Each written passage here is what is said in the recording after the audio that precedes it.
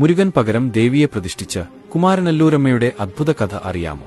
ഒരിക്കൽ മധുര മീനാക്ഷി ക്ഷേത്രത്തിൽ ഭഗവതിയുടെ മൂക്കുത്തി മോഷണം പോയി. ഈ വിവരം അറിഞ്ഞ പാണ്ഡ്യരാജാവ് അന്വേഷണത്തിന് ഉത്തരവിട്ടു. ഒടുവിൽ ക്ഷേത്രത്തിലെ ശാന്തിക്കാരനറിയാതെ മൂക്കുത്തി പോകില്ലെന്ന് രാജാവ് തീർച്ചപ്പെടുത്തി. എന്നാൽ ശാന്തിക്കാരൻ നിരപരാധിയായിരുന്നു. എന്നാൽ രാജാവ് 40 ദിവസത്തെ സമയം കൊടുത്തു. കിട്ടാത്ത പക്ഷം ശാന്തിക്കാരനെ തലയെറുക്കാൻ രാജാവ് ഉത്തരവിട്ടു. പലയിടത്തും തിരഞ്ഞു, എന്നാൽ കണ്ടെത്താനായില്ല. ഒടുവിൽ 39-ാം ദിവസമായി. ശാന്തിക്കാരൻ അതീവ ദുഃഖിതനായി അന്നത്തെ ദിവസം കഴിച്ചുകൂട്ടി. അന്നു രാത്രി അദ്ദേഹത്തിന് ഒരു സ്വപ്നദർശനമുണ്ടായി. ഒരു യുവതി ഇനിയെവിടെ താമസിച്ചാൽ ആപത്താണെന്നും പോയി രക്ഷപ്പെടാമെന്നും എന്നും പറഞ്ഞു. കണ്ണു തുറന്നു നോക്കിയപ്പോൾ ശാന്തിക്കാരൻ ആരെയും കണ്ടില്ല. ഉടനെ അവിടെ നിന്ന് പുറത്തിറങ്ങി ഓടാൻ തുടങ്ങി. ആ സമയത്ത് സ്വപ്നത്തിൽ വന്ന യുവതി വീണ്ടും മുന്നിൽ പ്രത്യക്ഷനാകുകയും താനും കൂടെ വരികയാണെന്ന് അറിയിക്കുകയും ചെയ്തു. തുടർന്ന് അവർ ശാന്തിക്കാരന്റെ മുന്നിലായി ഓടിത്തുടങ്ങി. ശരീരശോഭയിൽ ശാന്തിക്കാരൻ വഴി വ്യക്തമായി കാണാൻ കഴിഞ്ഞു. കുറച്ചു ദൂരം ചെന്നപ്പോൾ ആ സ്ത്രീ അപ്രത്യക്ഷയായി. അപ്പോൾ വഴി പൂർണ്ണമായും ഇരുട്ടിലായി. തുടർന്ന് ശാന്തിക്കാരൻ അടുത്തുള്ള ഒരു വഴിയമ്പലം കണ്ടെത്തുകയും അന്ന് അവിടെ കിടന്നുറങ്ങുകയും ചെയ്തു. അക്കാലത്ത് ചേരമാൻ പെരുമാൾ ഉദയനാപുരത്ത് ഭഗവതിക്കും കുമാരപുരത്ത് സുബ്രഹ്മണ്യനും ക്ഷേത്രങ്ങൾ പണിയിച്ചു കൊണ്ടിരിക്കുകയായിരുന്നു. ശാന്തിക്കാരൻ പിറ്റേന്ന് ഉണർന്നത് കുമാരപുരത്ത് സുബ്രഹ്മണ്യസ്വാമി ക്ഷേത്രത്തിലാണ്.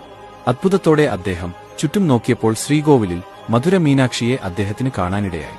തന്നെ പിന്തുടർന്നുവന്ന യുവതി ദേവി ആയിരുന്നു എന്ന് മനസ്സിലാക്കിയ അദ്ദേഹം അവിടെ കൂടിയിരുന്നവരോടെല്ലാം മധുര മീനാക്ഷി ശ്രീലകത്ത് കുടികൊണ്ടെന്നും കുമാരനല്ല ഊരിലെന്നും വിളിച്ചു പറഞ്ഞു. നാട്ടുകാർ വന്നു നോക്കിയപ്പോൾ അവർക്ക് ആരെയും കാണാനുണ്ടായിരുന്നില്ല. വിവരമറിഞ്ഞ് ക്ഷേത്രത്തിലെത്തിയ ചേരമാൻ പെരുമാൾക്കും ഒന്നും കാണാനുണ്ടായിരുന്നില്ല. ശാന്തിക്കാരൻ തന്നെ തൊട്ടുകൊണ്ട് നോക്കാൻ ആവശ്യപ്പെടുകയും അപ്രകാരം ചെയ്തപ്പോൾ ശ്രീലകത്ത് ഭഗവതിയെ കാണാനിടയായി. തനിക്ക് നേരിട്ട അനുഭവങ്ങളെല്ലാം ശാന്തിക്കാരൻ അദ്ദേഹത്തെ അറിയിച്ചു. സംഭവങ്ങൾ കേട്ട പെരുമാൾ ഭഗവതിക്ക് താൻ യാതൊന്നും കൊടുക്കില്ലെന്നും പറഞ്ഞ് ഉടനെ പെരുമാൾ ഉദയനാപുരത്തേക്ക് പുറപ്പെട്ടു. പോകുന്ന വഴിയിൽ ഒരു സ്ഥലത്തെത്തിയപ്പോൾ അതികഠിനമായ മൂടൽമഞ്ഞുണ്ടാകുകയും ഒന്നും കാണാതാകുകയും അവർ വഴിതെറ്റി അലയാൻ തുടങ്ങുകയും ചെയ്തു. ഇത് ദേവീകോപം മൂലമാണെന്നും മനസ്സിലാക്കുകയും ചെയ്തു. ഭഗവതിക്ക് ശക്തിയുണ്ടെങ്കിൽ മഞ്ഞു മുഴുവൻ മാറിപ്പോകും, പെരുമാൾ പറഞ്ഞു. ഉടനെ മഞ്ഞു മുഴുവൻ മാറിപ്പോയി. തുടർന്ന് ദേവീക്ഷേത്രത്തിൽ തിരിച്ചെത്തി അവിടെ പ്രതിഷ്ഠയ്ക്ക് വച്ചിരുന്ന സുബ്രഹ്മണ്യ വിഗ്രഹം ഉദയനാപുരത്തേക്ക് കൊണ്ടുപോകാൻ ഉത്തരവിടുകയും ഉദയനാപുരത്ത് പ്രതിഷ്ഠിക്കാൻ നിർദ്ദേശിച്ചിരുന്ന ദേവീ വിഗ്രഹം കുമാരപുരത്തേക്ക് എത്തിക്കുവാൻ ഉത്തരവ് ഇട്ടു.